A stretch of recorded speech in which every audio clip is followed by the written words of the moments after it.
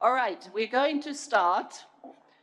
Good morning, everyone. My name is Ute Collier. I'm the Acting Director of the Knowledge Policy and Finance Center, and it's my pleasure to welcome you all here and open this session on repowering for tripling wind energy. So we're doing this at a moment when delivery matters more than declarations. So at COP28, governments agreed to triple renewable energy capacity by 2030. That commitment has rightly focused attention on scale, speed, and system impact. Wind energy is, of course, central to the tripling target. It's a proven, cost-effective technology and already embedded in power systems across the world. But there is a growing share of the wind fleet that is aging. Decisions taken over the next few years on how existing assets are treated will determine whether we can accelerate progress or create an avoidable bottleneck. Repowering is therefore not a technical footnote, it's a strategic choice. The IRENA Coalition for Action brings together over 180 members across industry, finance, and civil society to identify practical solutions to accelerate renewable development. Its work is grounded in implementation experience and focused on what can be delivered in real markets. Today's session is about that choice. We will focus on how repowering can deliver higher output from existing sites, strengthen energy security, and support the tripling target without increasing land use or system strain. It will also be clear-eyed about what is holding back progress, particularly policy, permitting, grid access, and social acceptance issues. So it'll be a practical discussion. The objective is that we move beyond diagnosis and towards action that governments and stakeholders can implement within this decade so that we can make a good contribution to the tripling target and beyond. So with that, I'm pleased to hand over to my colleague Jared McCarthy from the Coalition for Action Secretariat to present the Coalition's preliminary findings. And after that, I will moderate a panel discussion. Jared, over to you.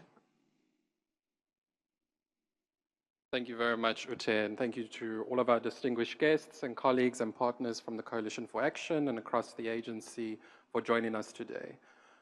Last year, we really embarked on what we were analyzing with some of our members within the Coalition for Action. As Ute has already iterated, we are made up of 180 non-governmental stakeholders from the private sector, research institutions, NGOs, as well as other international intergovernmental organizations. The Coalition functions as a practical platform for analyzing industry trends, and for us, with the help and support of our members, including Acciona and Ahia, we have analyzed and tried to put together some of our preliminary findings for today's forthcoming event. And we will be presenting it to try and understand with our panelists, as well as our member states and those who are welcome to make floor interventions, to try and understand what is some of these narratives that are essentially being missed. The forthcoming report will be discussed today is a product of the collective work from the Coalition of Action. I will present these preliminary findings, and we look forward to having your feedback on this. So let's set the scene a little bit further. As Ute was noting from COP28, the current global energy targets as assessed by IRENA, which align with the climate-safe pathway limiting global warming to 1.5 degrees Celsius. More than 130 countries have committed to the tripling global renewable power capacity to 11.2 terawatts and doubling the rate of energy efficiency. Achieving these targets will require innovation across technologies, markets, and policy frameworks, particularly as global electricity demand continues to rise. According to our colleagues in IEA, global electricity demand will increase by 4.3%. This was as of 2024. And electrification across transport industry alongside the expansion of energy-intensive data centers are the main contributors. As the custodian of the tripling target, IRENA reports that renewable energy capacity additions reached a record 581.9 gigawatts in 2024, a 15.1% increase from 2023. Renewables accounted for 91% of all electricity capacity and avoided an estimated $467 billion in fossil fuel costs, strengthening energy security and affordability. Of this total, we need to zoom in a little bit into it and look at wind energy, which contributed 114.3 gigawatts, a record level. However, these annual wind additions must nearly triple to 314 gigawatts by 2030 to remain on a 1.5 degrees Celsius pathway. As power systems shift towards variable renewable energy dominated by wind and solar, repowering becomes critical. The tripling target is significantly more achievable if repowering is fully leveraged, which leads us to the rationale and business case for repowering. First and foremost, repowering is a low-hanging fruit to accelerate the deployment of onshore wind energy and should be seen as a dual subsequent action needing attention across the decommissioning of existing legacy wind turbines, and policymakers should support it as a strategic, cost-effective solution which has immediate benefits. Repowering specifically here refers to the replacement of legacy or underperforming wind turbines with more efficient modern turbines to extend project lifespans and performance. Repowering supports continued energy security, energy affordability, and social beneficiation. Additionally, repowering leverages existing community support, land utilization, and grid connection agreements. These benefits, for example, include an LCOE of new onshore projects being 53% lower than the weighted average of fossil fuel solutions. Additionally, wind power provided over 1.4 million jobs in 2023, according to IRENA and ILO's data, and can provide greater yields and longer lifespans, as modern wind turbines are capable of producing over 3 times higher energy yields on the same parcel of land with 25% less turbines. Finally, we look at harnessing the wind and balancing the grid. Wind energy complements solar, generating beyond daylight hours and balancing some of these fluctuations.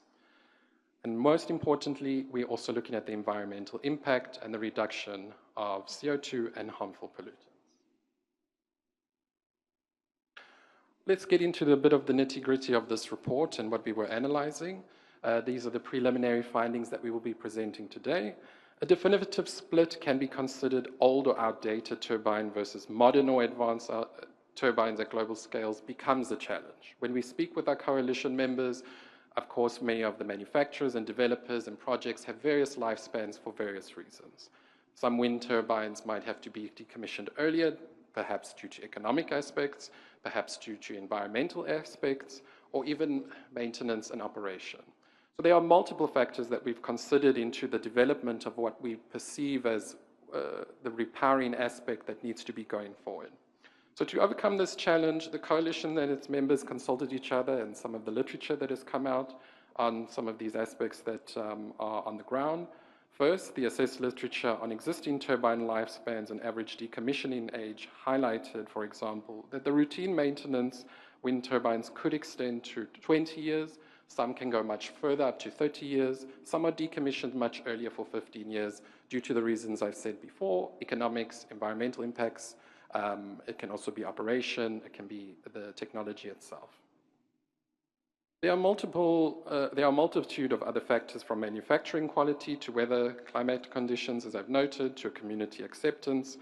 Therefore, for the coalition, we're looking at pre-2010 wind turbines and labeling them as legacy. And we are suggesting that after 20 years, these turbines most likely would face decommissioning.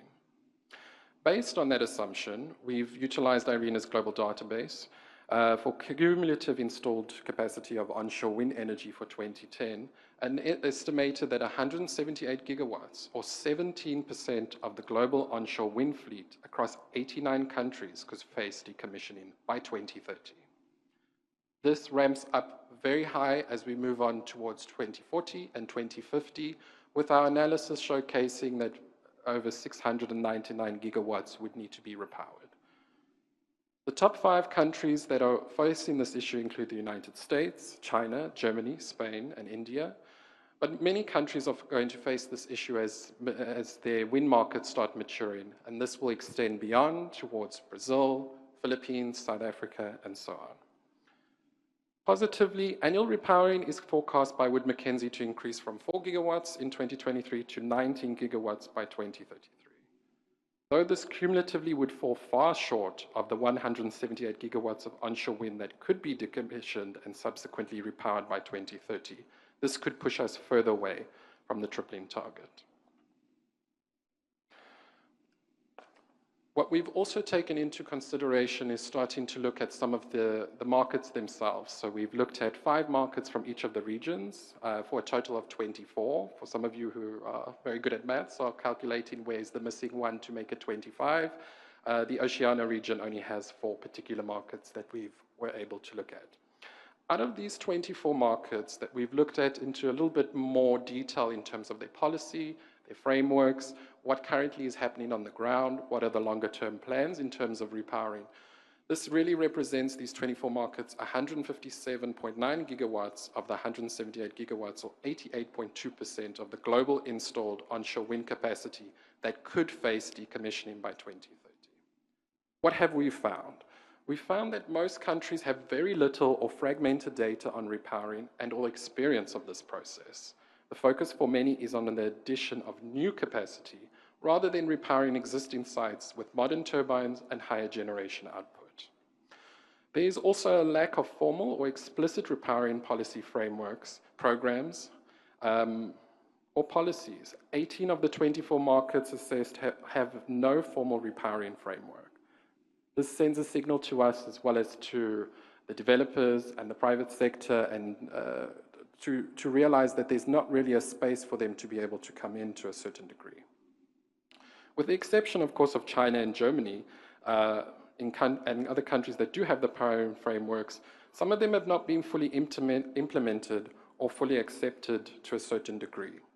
So we know, for the example, which is that when there is a repowering framework that is in place, some of the developers still find, because of the cost of electricity, they would rather spend more on operation and maintenance of that existing wind plant to continue to take it further. For the sake of a methodology, as I've noted, we focus on legacy turbines, which is defined as those pre-2010, with an average lifespan of 20 years before they would face decommissioning. We also utilize IRENA's global database and assessed, apologies for that, I just lost one of my slides. In terms of the lengthy permitting time, we've also noted that the approvals are taking 2 to 5 years, and this is quite exacerbating for those developers and manufacturers in terms of being able to get into the market. There's also restrictions on older sites that have high grid capacity, that may not have grid capacity for higher turbine output, as also one of the grid limitations. And some jurisdictions have also capped generation, which has forced some of the developers and private sector to kind of readjust and try and understand if it is valuable for them to be able to repower the site itself.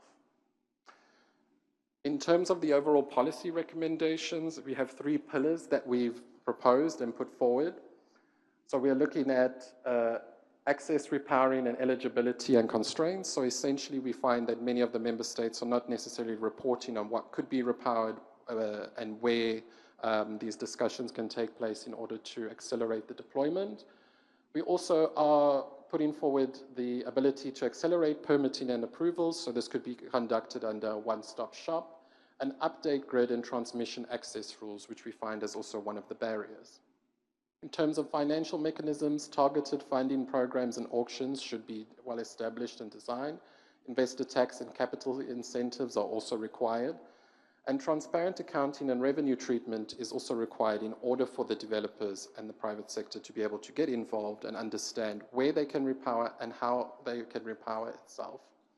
Finally, we're looking at the critical aspect of social acceptance. There is already a structured community engagement where wind turbines are already well established, and local benefit sharing mechanisms are in place and should be further advanced.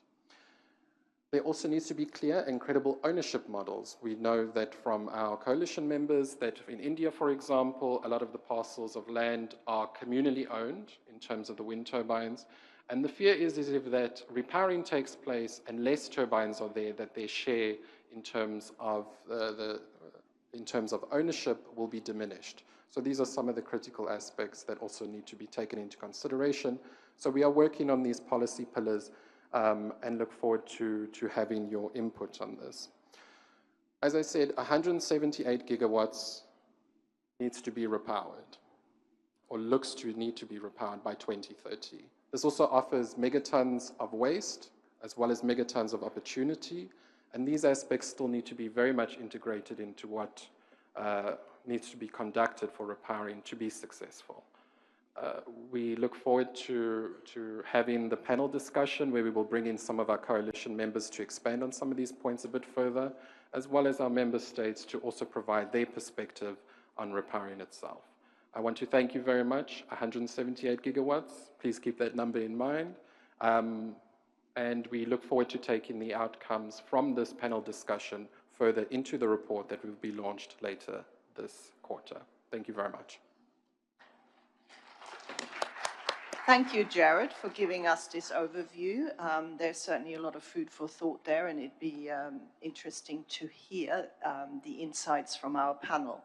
So I have 8 panelists here, so needless to say, I would like to remind everyone to keep within your allotted time you were given, but we still, obviously, we'd like to hear your thoughts. So I'm going to go around and introduce you, or when your speaking slot is. We also have a couple of interventions from the floor.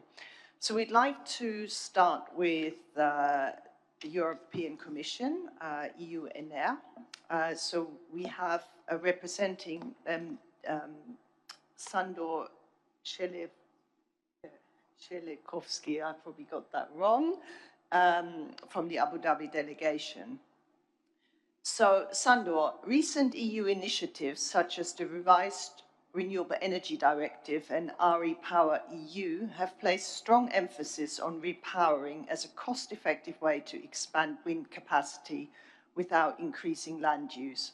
From the Commission's perspective, where do you see the main development and implementation challenges as these policies are applied across the member states? And where do you see the greatest opportunity at EU level to further enable repowering at scale?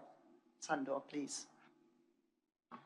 Thank you very much. So indeed, my name is Sandor Shelekovsky. I'm the head of the Trade and Other Policy section here at the EU delegation in Abu Dhabi, and I'm stepping in for my good colleague, Director Kolinsky, who was retained in Brussels due to weather conditions, but will arrive later today. So thank you very much, really, for this very topical and timely exchange. You have mentioned in the question that this is something that we, from the EU perspective, are taking very seriously and have quite some track record in this, including in the legislative field. Repowering is very important for a market like the EU, which pioneered wind energy deployment and therefore has an aging wind fleet. Specifically, many onshore wind farms are approaching the end of contracts, and many of the existing wind plants have been in operation for more than 20 years already. Wind Europe actually has tracked around 400 repowering projects in Europe, including commissioned and ongoing ones. The projects concerned had an average age of turbines of around 20 years. Repowering led to a decrease in the number of turbines in 68% of the cases, with 32% reduction in the number of turbines, while more than tripling the installed capacity.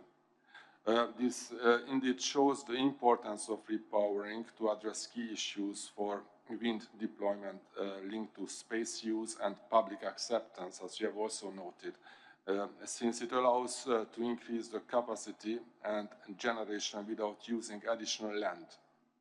Repowering allows also to keep exploiting the best sites and to use existing grid connections. Out of the 16.4 gigawatt of wind power capacity installed in Europe in 2024, actually 1.6 gigawatt was from repowering projects, which means that repowering covers around 10% of the annual installations in the EU. The European industry expects about 22 gigawatts to be commissioned over the period of 2025-2030, out of which 12 gigawatt should be repowered. There are therefore very good opportunities for repowering in the EU, but also challenges, and you have also noted in the introduction, that we need to address. First, we need to simplify and accelerate permitting for repowering projects. There is no reason why bureaucracy should not be slimmer for repowering projects compared to greenfield ones, and this needs to be reflected in legislation and in administrative practices. Second, it is important to support financially the repowering projects. In the EU, we clarify the support for repowering is eligible under our state aid rules. And third, there is a public acceptance issue indeed. While repowered projects are generally more accepted than greenfield ones, they can also raise opposition from local communities since they imply the use of bigger turbines. In the EU, we are proposing measures on benefit sharing of renewable energy projects, and we are working on public acceptance toolbox that public authorities can use to set up policies to better involve local communities. Thank you. Okay, thank you, Sandor. Let me move on to Acciona Energía, which is a large global energy company. We have with us the Chief Energy Management Officer, Santiago Gomez Ramos.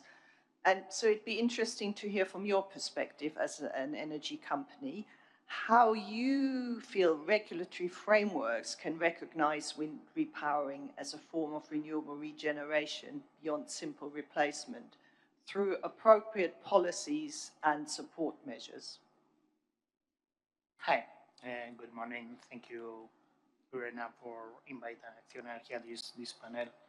So, our grid from the private sector, we have a long experience in wind development, and we started 30 years ago. So we are now facing the decision of the commissioning or repowering our oldest wind farms, mostly in Spain, Portugal, and US. So, but we have a good experience and some practical cases in these countries about this decision.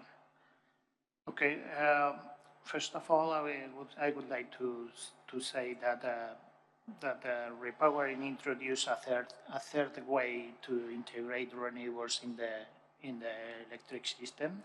We have seen up to now that the renewables as an addition that where renewables cover a new demand growth in the countries. Second, substitution that renewables replace all fossil fuel technologies, but now we are seeing a regeneration that this is the repowering, where new renewables are replacing our old renewable plants. So it's a new scenario that we didn't see before, and it's important to consider that it's essential to cover the target we are looking for, having the grid integration, the quality of the energy we are supplying to the system. Okay, for us the key issue is the regulation. I think main regulatory action must address barriers to massive repowering, especially allow capacity increase where is feasible, prioritizing the existing spare capacity, including in the network planning with greater new capacity for repowering, favoring repowering for existing hubs. We consider also essential repowering permitting, fast, simplified, and predictable for developers, especially for environmental permits. And about support mechanisms, profitability is hard without clear sustained aid, considering loss earning for existing installation when we are doing a repowering. So as a possible aid mechanisms, we are more comfortable with CAPEX grants and the CAPEX subsidies you mentioned in your presentation before, capital incentives. Also, CFD models could be possible, but we are more comfortable with CAPEX grants. And that was our main view about that. Thank you. Thank you very much. Let us now move on to a country perspective. So we have from Egypt a legal advisor to the Minister of Electricity and Renewables, His Excellency Councillor Dr. Amgad Said. For the audience, the intervention here will be in Arabic, but as we don't have simultaneous translation, one of my multilingual colleagues, Diala Havila, will translate into English, but bear with us, so it won't be simultaneous. Please go ahead. Thank you so much. It's my pleasure to be here with you today in this important session. On behalf of His Excellency Dr. Mahmoud Ismail, the Minister of Electricity and Renewable Energy, who sends his greetings to all of you, and allow me to switch to the official language of Egypt, the Arabic language. وضعت مصر منذ 2014 رؤية مستقبلية للتحول الطاقي، وحددت عدة مسارات رئيسية، أولها إعداد البنية التشريعية والتعاقدية اللازمة لذلك، وأيضا وضع استراتيجية للطاقة 2035 كانت تستهدف الوصول بالطاقات المتجددة إلى نسبة 42%، ثم تم تحديث هذه الاستراتيجية حيث تم تعجيل هذا المستهدف للوصول إلى 42% عام 2030 وتم تحديث الاستراتيجية حتى عام 2040. تصل نسبة الطاقات المتجددة 2040 إلى 65%. Since 2014, Egypt has implemented its vision for its energy transition, outlining several key elements. These include the implementation of the necessary legislative and contractual framework, and the development of an energy strategy which aimed to reach 42% renewable energy by 2035. This strategy was later updated to 2040, targeting 42% renewable energy by 2030 and 65% by 2040. And in this regard, I need to add that Egypt issued already 2014 the incentive law for renewable energy project. Also 2015, we issued a law to regulate the market of electricity. لدينا في مصر نوعين من مزارع الرياح. النوع الأول مشروعات نفذتها الدولة ممثلة في هيئة الطاقة الجديدة والمتجددة التابعة لوزارة الكهرباء والطاقة، وهما مشروع محطات الزعفرانة 8 محطات بقدرة إجمالية 545 ميجا وات بدأت في التقادم منذ عام 2021 وحتى عام 2030. وكذا محطات جبل الزيت وهم 3 محطات بقدرات إجمالية 580 ميجا وات تتقادم حتى عام 2045. النوع الثاني وهو مشروعات القطاع الخاص والذي وضعت له مصر خطة متكاملة. In Egypt, we have 2 types of wind farms. The first type consists of projects implemented by the state, represented by the New and Renewable Energy Authority, affiliated with the Ministry of Electricity and Energy.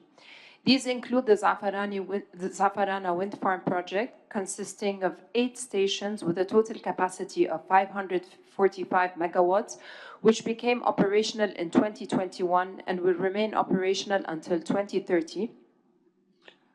بالنسبة للنوع الأول محطات الزعفرانة كمثال تم طرحها لإعادة التأهيل والتشغيل، حيث تم توقيع اتفاقات مع القطاع الخاص تستهدف رفع القدرات إلى 1600 ميجا وات بدلا من 545 ميجا وات، وإضافة طاقة شمسية في ذات المواقع بقدرات تصل إلى 2100 ميجا وات، وذلك بحلول عام 2028، وهو ما تكون معه مصر حققت هدف مضاعفة القدرات 3 مرات في هذه المشروعات. The second type is private sector projects, for which Egypt has developed a comprehensive plan. Regarding the first type, the Zafarana power plants, they were put out for rehabilitation and operation. Agreements were signed with the private sector aiming to increase the capacity from 1,600 megawatts from 545 megawatts and add solar power at the same sites with a capacity of up to 2,100 megawatts by 2028, which would allow Egypt to achieve its goal of tripling the capacity of these projects. As I explained, in Egypt now, we don't have any challenge for repowering and rehabilitation of the old wind farm. But I think the main challenge only is how to accelerate the timing with the financial institution for the financial closure, and also for the studies of the wind farms. As you know, that it takes 1 year for these studies. So it's 1.5 years only for the study and the financial closure. We need to accelerate this. So my recommendation here is that the financial institution to prepare a regulation to accelerate this time. Thank you. Okay, thank you, and thank you, Diala, for translating. Let us come to Spain. I mean, you definitely do have one of the largest aging onshore wind fleets. So with us, we have Hugo Lucas Porta, who's the Director of Knowledge, New Business Models and Competitiveness at the Ministry for Ecological Transition and the Demographic Challenge. That's a very long title of the ministry. Hugo, tell us a bit about Spain and how you're tackling this. What single regulatory reform has had the fastest impact on unlocking repowering, obviously without undermining environmental standards? Thank you, Madam Chair. Your Excellencies, distinguished delegates, ladies and gentlemen, it's really for me an honor to present here the Spanish case for repowering. First of all, of course, to thank the Secretariat for inviting us to present here, but also to congratulate Knowledge, Policy and Finance Center for their great and continuous great work.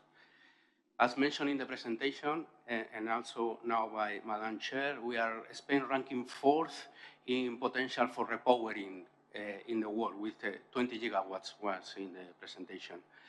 And of course, these 20 gigawatts are now in the best wind sites that we have in the country. So there is a great opportunity to double the generation without doing much impact to environment. But what is the challenge for these 20 gigawatts? Basically, the challenge is the business model, because these wind farms are already amortized. So they have so little cost. So why to get now a big debt when almost all your incomes today are benefit? So to address these challenges, and mentioned already by the colleague of the European Commission, we have used the next generation EU funds to provide subsidies to CAPEX. So in 2022, we have allocated 127 million to 709 new megawatts. But this number of megawatts is not interesting. What is really interesting is for this repowering, we have substituted 970 old machines with 140 new machines. We are now having a second call, subsidies to CAPEX, in December 2025, 252 million euros. It was already mentioned in the previous intervention. Of course, we have tried to develop, we are learning by doing, of course, and we have tried to develop expedite administrative procedures that avoid unnecessary burdens, especially when the number of wind turbines is reduced. Also mentioned in the presentation, we have faced the challenge of regulation in terms of connection into the grid.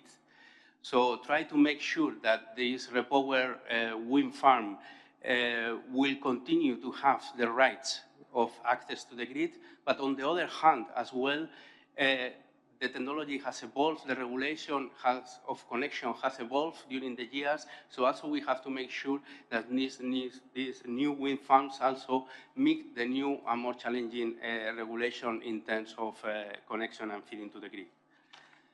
Another very important message, circular economy is essential to move forward with clear standards and obligations for recycling and recovering materials. And for this, Spain has already developed the Circular Economy Strategy and Action Plan. And once again, using the European finance for the recovery plan, we have also implemented subsidy investment to CAPEX to industries that will work in recycling all these materials and all this equipment from the old wind farms. And for this, we have allocated 100 million euros. And it is not only the only measure that we have done for this new business opportunity and this new industry opportunity that is repowering. The agency that I work, IDAE, the Industry for Energy Diversification, we have allocated also equity to a startup company that is specialized in repowering wind farms. And last but not least, we are now finalizing a roadmap for repowering, because it's not only, as we say, regulation or finance, but it's also about workforce development and professionals. So basically, my last word to end is that Spain reaffirms its commitment to work with IRENA and the international community to align efforts and build a secure and sustainable energy future. Thank you very much. Thanks, Ugo, and it's really good to hear that you're also tackling the circular economy aspects of this. I'm changing the order a little bit here because I think it'd be interesting to first hear from Denmark, which is also another country with an aging, or at least partially aging, wind park, and then I will come back to our industry colleagues. So from Denmark, we have the Chief Advisor in the International Development Department of the Ministry of Climate, Energy and Utilities, Hanne Jersild. Hanne, Denmark obviously has decades of experience, and you have a very mature wind market. How do you balance the shift to fewer larger turbines, which, you know, arguably have more visual impact, but maybe also not so easy in terms of local ownership, and which financial instruments or market-based support mechanisms have proven most effective in enabling repowering? Based on this experience, what targeted financial actions should other countries prioritize to overcome high commissioning costs and unlock investments at scale? So we're looking for your lessons, really. Please, Hanne. Thank you very much. It's a pleasure being here. And it's a very timely discussion, and I look forward also to the report that will be coming out of the work that is being carried out by this group at the moment. You can say, yes, in Denmark we have a long experience with wind power, and we also have a very aging fleet today of 4,000. I mean, today 80% of our 4,000 wind turbines are actually more than 20 years. So this is definitely a relevant discussion in our case. You can say, even though we have a long experience with wind power, we don't have a long experience with what you would call repowering in this case, at least if you define it as reutilizing the sites, the same sites for new wind turbines. You can say that back in the 2000s, we did have in Denmark a couple of schemes that were aiming to incentivize decommissioning of old turbines at the time. But it was, you can say, well, it was by giving a premium for new turbines, but in a certain period of time, a certain number of full load hours, more specifically, but it was not typically reusing the old sites, simply because of the fact that the many turbines we have had in Denmark have been, I mean, originally were quite small, right? And we also have a lot of planning requirements. And you can say when they were replaced with larger turbines, then resiting in most cases is necessary. And I think this might also be the case, you can say, even today, due to the fact that Denmark is quite dense, have a quite dense, high population density. So, but this is something that the government is now going to explore. So you can say that in October there was a new energy agreement on solar and wind power onshore. And this agreement is looking at a number of different, you can say, elements that are relevant for the implementation of new renewable energy projects. But one of the elements is also that an analysis will now be done in order to assess the potential and also identify potential barriers. So this corresponds, I think, to one of the recommendations that I saw in the presentation you just gave on the work that is coming out. And I think one of the very important elements in this will, of course, be also to look into how social acceptance can walk hand in hand with also, you can say, maybe an implementation requirement. I mean, planning requirements that can facilitate the new projects, right? So these two elements are quite crucial when it comes to looking into how this can be realized in a successful way.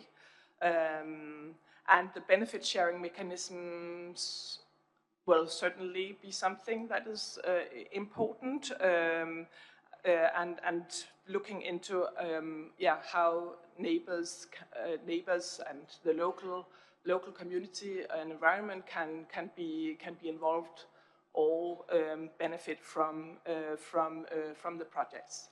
So so you can say from our side we don't know exactly how big the potential will be for repowering at the moment, but we do really, but the Danish government really wants to prioritize, you can say, the fact that that new projects can be done both as repowering or as completely new projects. At the moment, you can say all projects are in principle new projects. That's how they are being, you can say, treated, and that also means that they are on market driven, or they are in market conditions. So there's no premium or something financial support for these for onshore projects at the moment.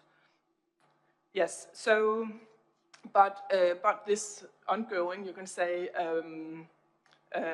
ongoing development of new wind projects, also onshore, will of course be important for reaching the Danish ambition at the moment of tripling the renewable capacity moving forward, both from solar and wind, but I mean, of course, also with onshore wind as an important factor in that context. Yes, I think that was what I wanted to say at the moment. So a long experience. Yes, we have long experience, but not with repowering in the sense of reusing the sites, but relevant to identify the potential in the future and see how this can be then also handled, at least to get an understanding in the first place if this means these kind of projects should be treated in a different way than, you can say, normal new projects, but still this is something that the government will consider once the analysis has been done. Thank you. Okay, thank you very much.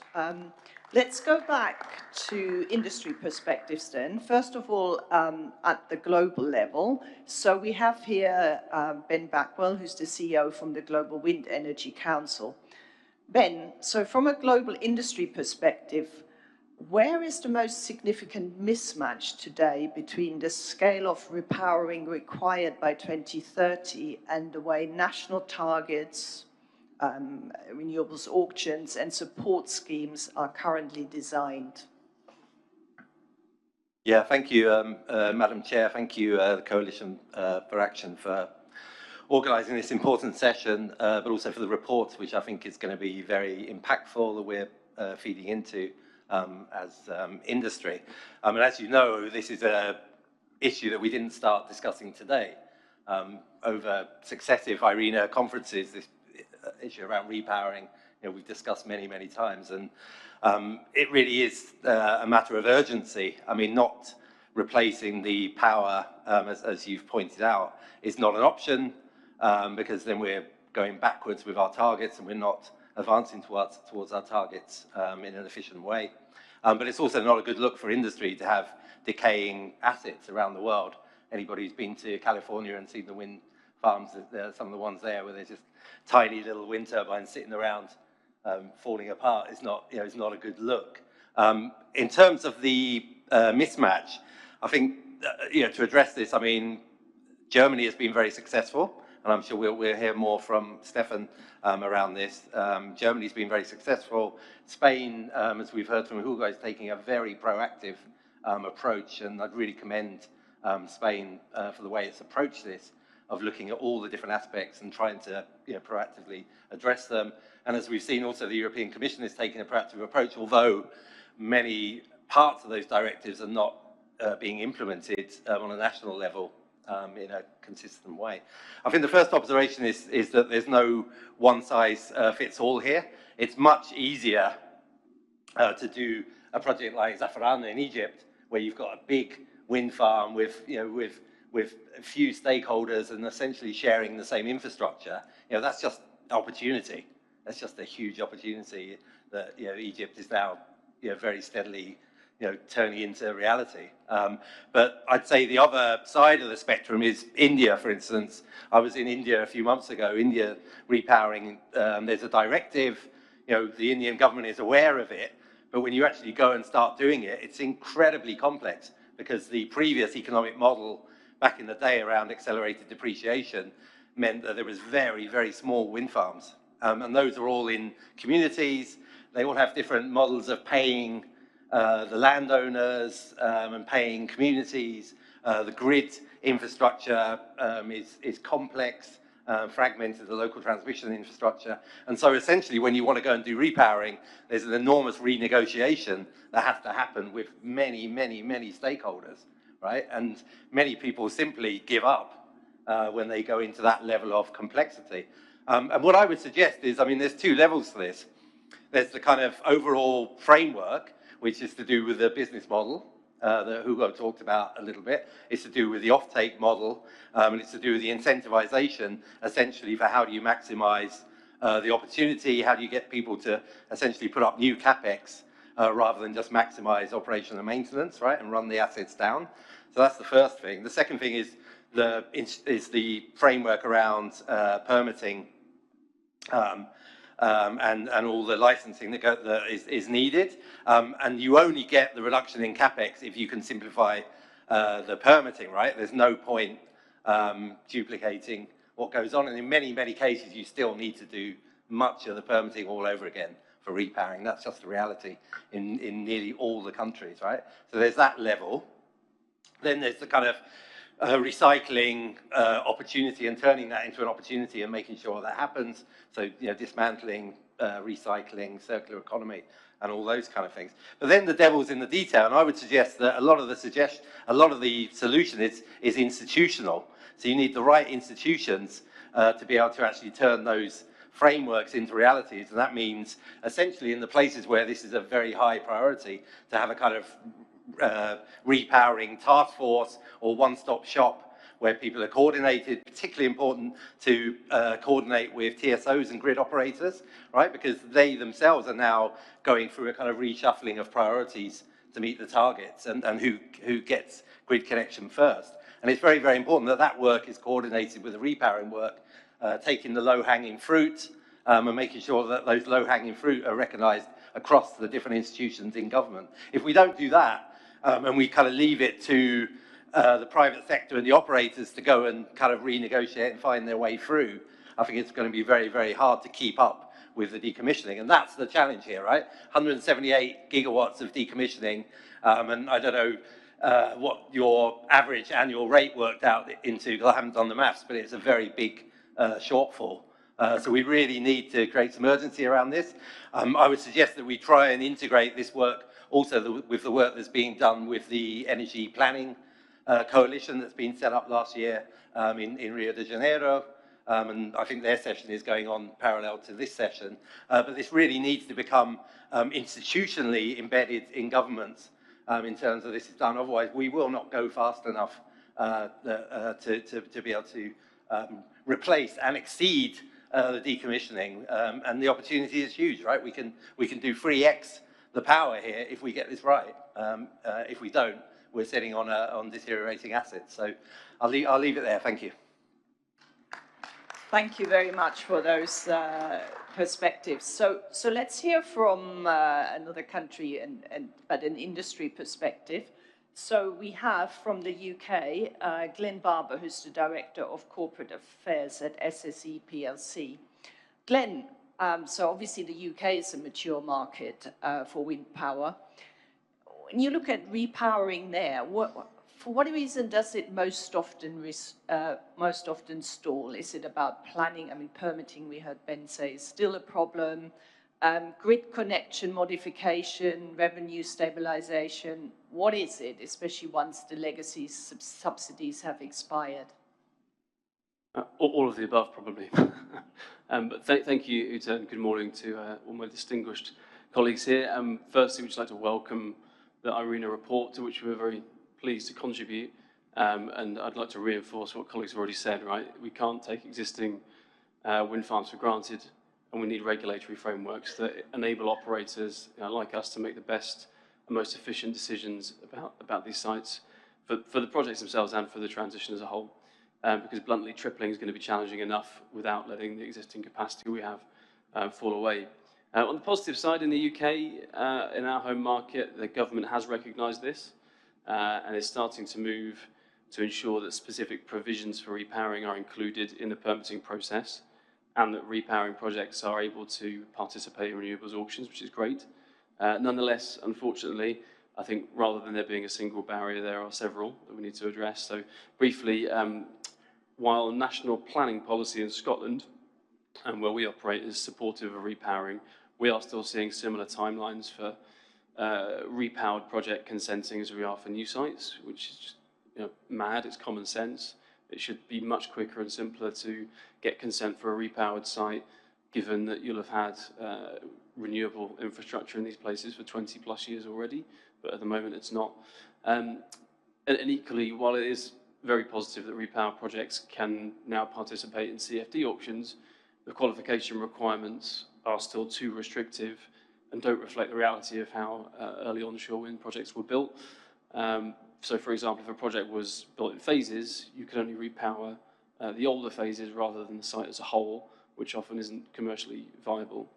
And just finally, as you mentioned, access to grids does still remain an issue. So while existing sites will already hold a grid connection, repowered sites will often need more capacity, as Jared rightly pointed out in this presentation.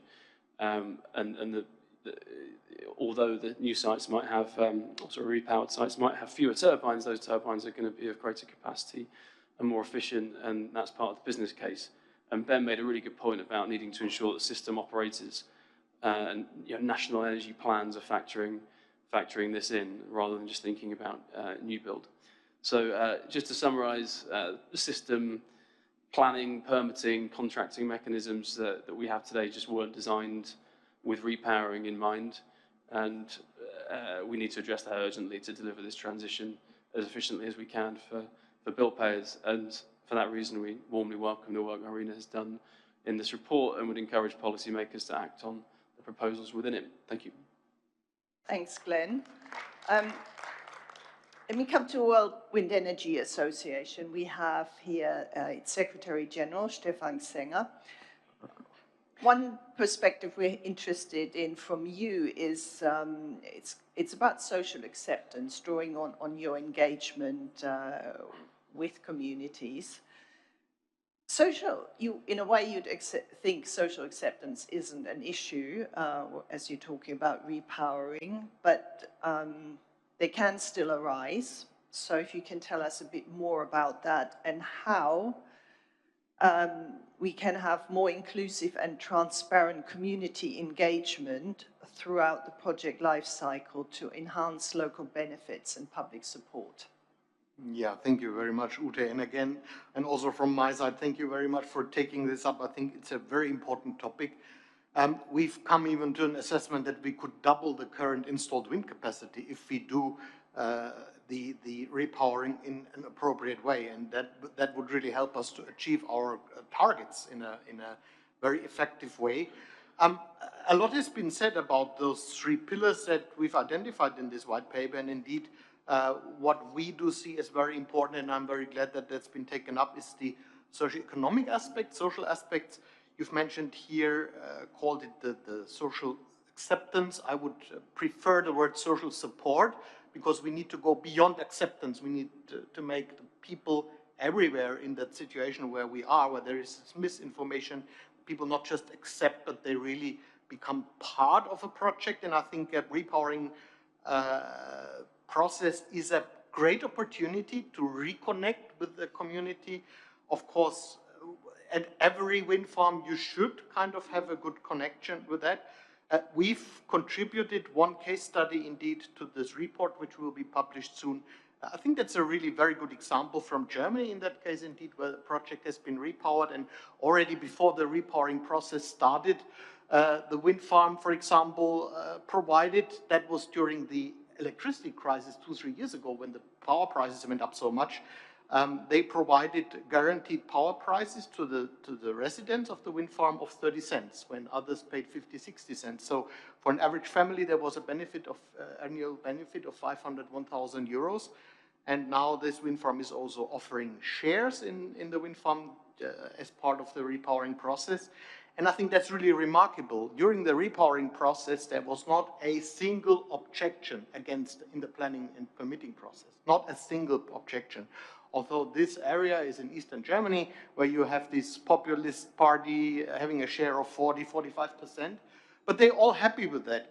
I took this as an example also following the request. I think there's a lot that we can learn from this, but we as World Wind Energy Association also published in a broader way community engagement standards, which just launched in our World Wind Energy Conference in China in December, which offers a toolbox of what can be done to engage with local citizens and communities. Ownership is one part, of course, lower electricity price. I think that's certainly in the long term the first thing that we should do. There's still wind farms around the world. I know from wind farms where people don't even have electricity, which I find quite a scandal. So there is a great opportunity coming from the repowering process, sharing more of these benefits, so that the people really not only know in theory about wind is good because we protect the climate, but they know, no, this is something good for me, for my pocket, for my wallet, it's good. So I invite also everyone beyond this repowering, look at our community engagement standards. I think there's a lot that can be done, and I'm very happy that Irina has also understood that this is a very important topic and really has to be seen as a pillar of a repowering strategy. Thank you very much. Thank you. And obviously for us at IRENA, looking at the social and also increasingly the environmental benefits of renewables is very important. So I'm just going to plug the next session we're going to actually have in this room from 12:45, which is on environmental benefits of solar PV. All right, so we have a little bit more time. What I would like to do is actually, because we've heard lots of different challenges, solutions, etc. And I know, as Glenn said, we need all of the above. But I still would like to challenge you all in a very quick round, you know, just kind of 1 minute each, to answer this question of, you know, if we want to scale up repowering to help us meet the tripling goal, but also beyond, and we try and we know we need to overcome a load of regulatory and investment barriers, but I ask you all to pick one immediate policy, financial, or institutional action that you think is necessary and would unlock large-scale repowering this decade, so the next few years. So pick one, please. And I'm going to go around the room, so not the order I took just now, just actually in order there. So I start with EU NR, please. Thank you. Well, I mean, there is one thing to pick. From our perspective, it is fundamental to address the slow and cumbersome permitting procedures. So this is why the EU legislation has specific measures to reduce permitting time for repowering to 1 year, 6 months in renewable energy acceleration areas, also to simplify grid connection where repowering does not result in an increase of the capacity beyond 15%, and also to limit the environmental impact assessment for repowering to the potential impact arising from a change or extension compared to the original project. On top of this, we have had specific discussions on repowering with permitting experts from EU member states, and we have provided some recommendations which will be jointly implemented. But due to the magnitude of the challenge ahead of us in terms of accelerated deployment of renewable energy, we need to give another regulatory boost to permitting, including a permitting for repowering. So in the grids package that was proposed by the European Commission on 10th December 25, we included specific rules to streamline environmental requirements for repowering of wind renewable energy projects. And this is something that we intend to accelerate in our legislative procedures. Thank you. Great, thank you. Acciona. Thank you. So I think only to insist that the repowering is doing in very mature markets. So I think is where the scarcity of location and the importance of grid code complement from the generators is essential. So I think it's essential to achieve the target we are looking for.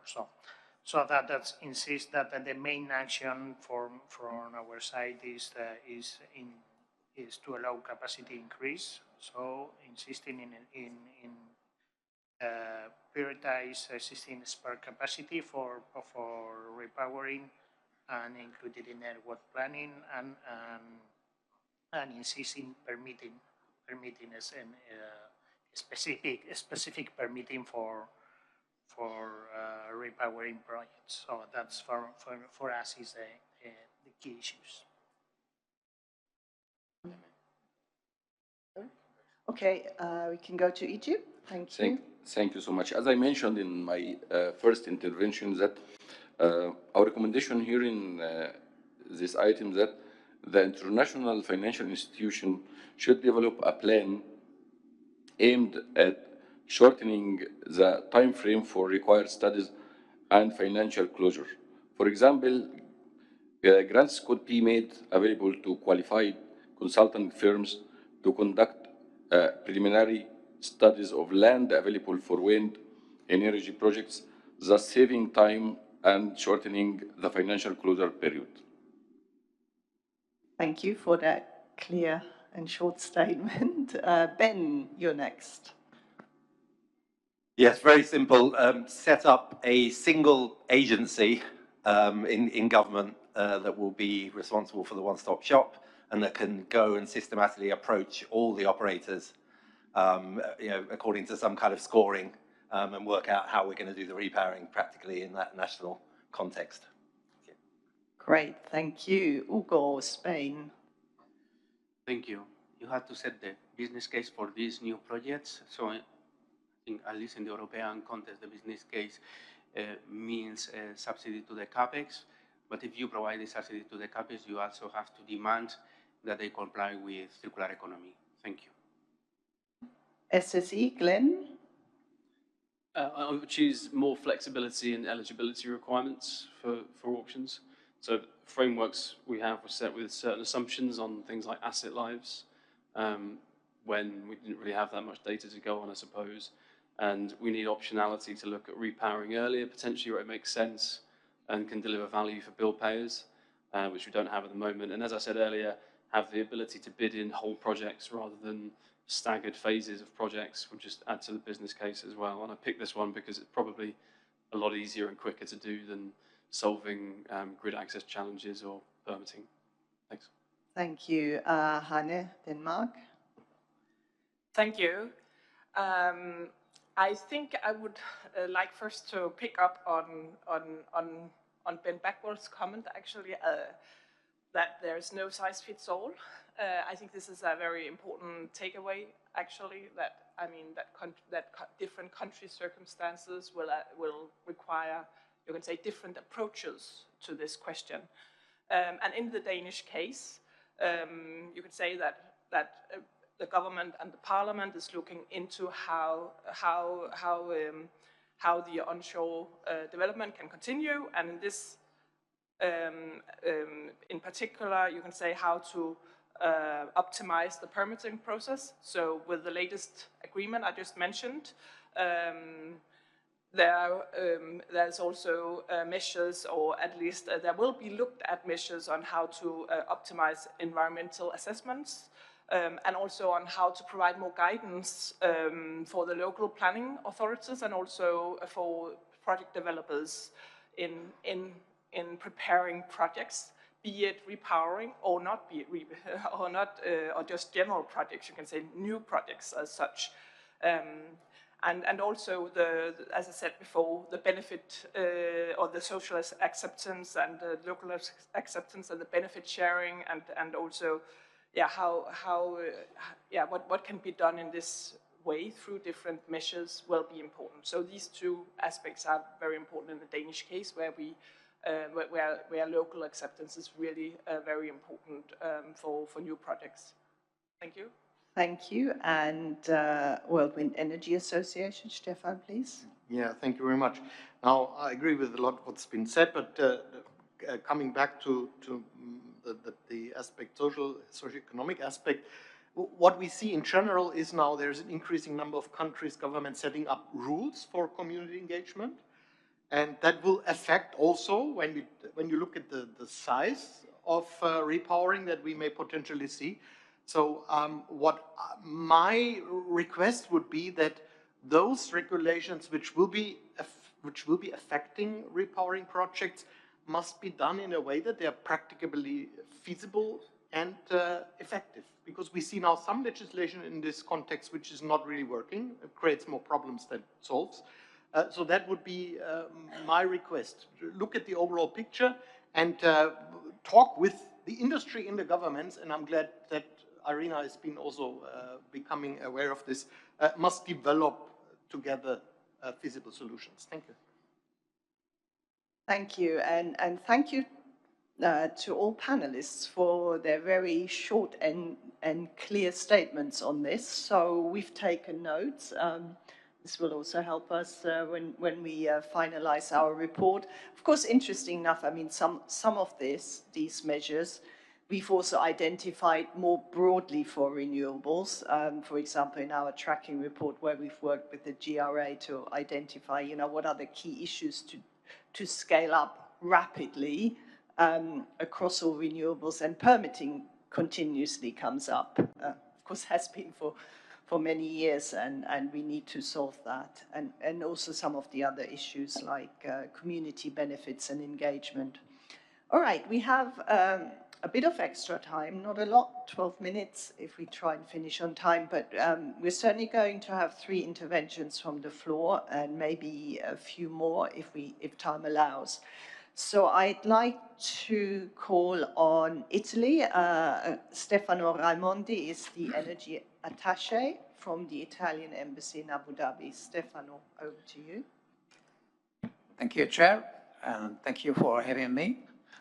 The experience we have with the REPowering regulatory framework has been very successful for Italy, and we have very positive feedback from the enterprise, from the society, and I think it's a perfect, one of the most important tools we imply in Italy, I think also in Europe, because it's able to comply different needs from the society, from the energy side. So in the last 12 years, we implemented 13 gigawatts of wind energy. But in the next 5 years, we'll double and we'll reach around 28 gigawatts according to the national plan. This is because the tripling on renewable plants will allow to tripling the production. And then this is an important element to take in consideration also the social aspect, what we call the overlapping sectors that are, occupying the same area and the same territory. I mean, particularly with tourism, with agriculture, and many others. So I think the repowering is a very important element that we give you as a balance according the characteristics of the region and the area to allow a smooth and very interesting development for renewables. Because of course it's able to balance different exigencies from social aspects, but also to increase the production of the energy renewables as well decarbonize the sector. So this the concept for difference, for example, is paved the way for the interest in a good relationship with a private company, and this is a very interesting match from public and private sector. And at the same time that we are using the same grid, the same infrastructure in order to move the energy. What I find quite interesting to develop in this particular implementation for the repowering is the association to benefit also from the storage. So the storage apply with the energy, the wind energy as well as PV, of course, is growing very fast. So it means the decarbonization can say, try to overcome the main problem with the renewables and to be, let's say, part of the day or part of the season. The both integration we saw in our experience in Italy that integrate wind energy with PV, solar, contributed a lot. In particular area, more than 60% of the energy produced has come from renewables. So the area is to imagine the application to be very flexible and find the best solution for any particular region. So in this case, repowering is a very interesting power tools to apply. So I would like to thank you, Irina, for the report because they have given an overview about what's going on globally and learning from them what could be applied and transferred into our experience. So thank you very much for having me. Thank you, Stefano. Now we have from Turkey, the Wind Energy Association, TÜREP. Ibrahim Erden is the chairman of the board. Please. Thank you very much for having us here. Just to mention about what the Turkish perspective, the single most important and high impact change to accelerate renewable development and deployment in Turkey is the rapid strengthening and increasing the flexibility of the power system, as we believe, in parallel with the new generation. So we have already made important progress about the permitting side, which is the second most important that we believe in terms of improving the renewables in any country. But so far, Turkey has managed to improve regulatory and licensing processes in the past few years especially, which helped us to increase annual deployment, wind deployment from 600 to 800 megawatts every year to 1.5 gigawatts in 2024 and around 1.9 gigawatts in 2025. So we have an ambitious target until 2035, which includes 120 gigawatts of renewable capacity, out of which 48 gigawatts will be wind, including onshore and offshore. So generation is scaling and will be scaling relatively fast, hopefully in the coming years, through auctions and with other mechanisms.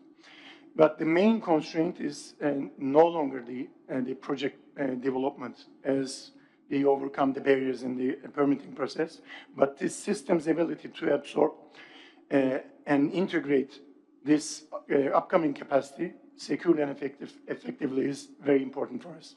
So this is also directly linked with the repowering. As you mentioned, as you highlighted, in many countries, there is a huge opportunity to utilize the repowering opportunity, the repowering alternative. And in Turkey, we have around 1.3 to 1.5 gigawatts of onshore wind fleet, which is roughly around 1,500 turbines, which can bring us around 750 new turbines to be erected.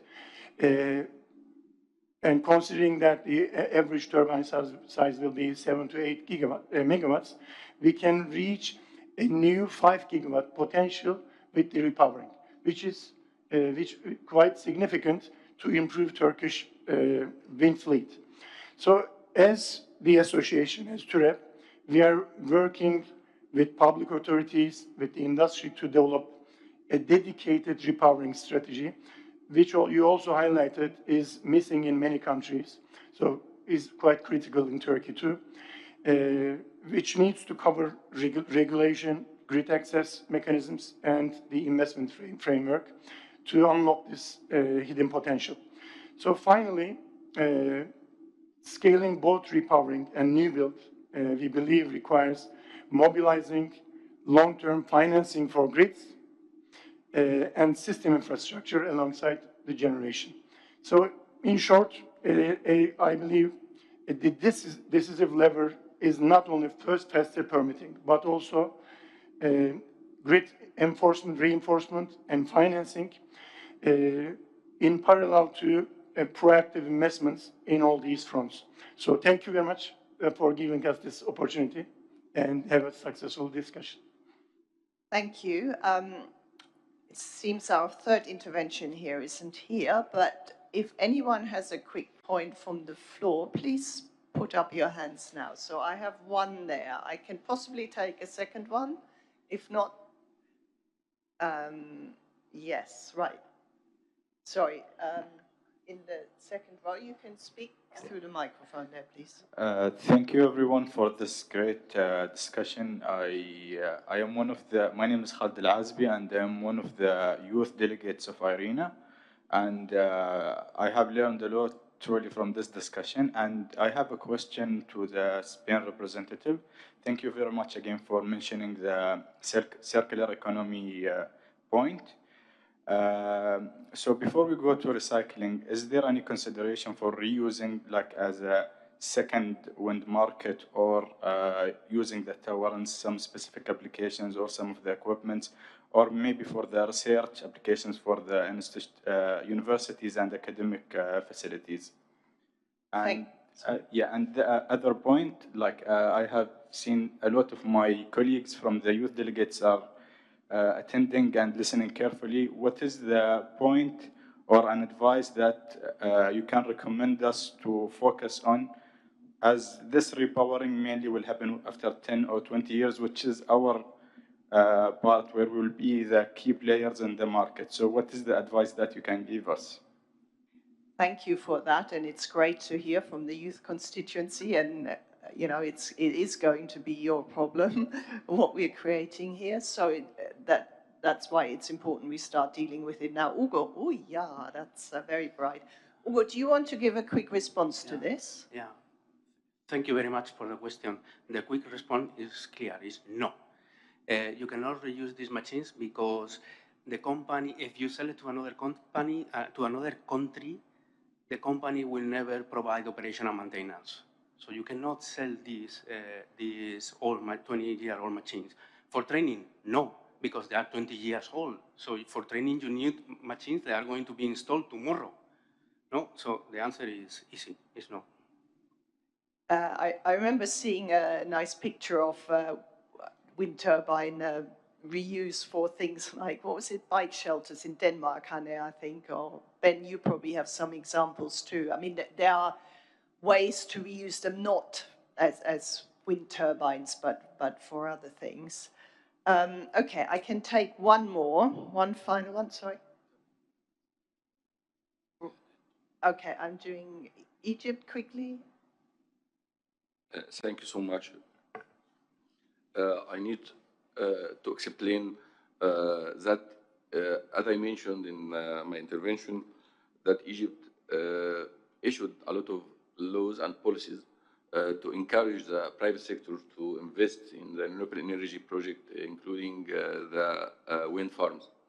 One of these policy is a state ownership policy.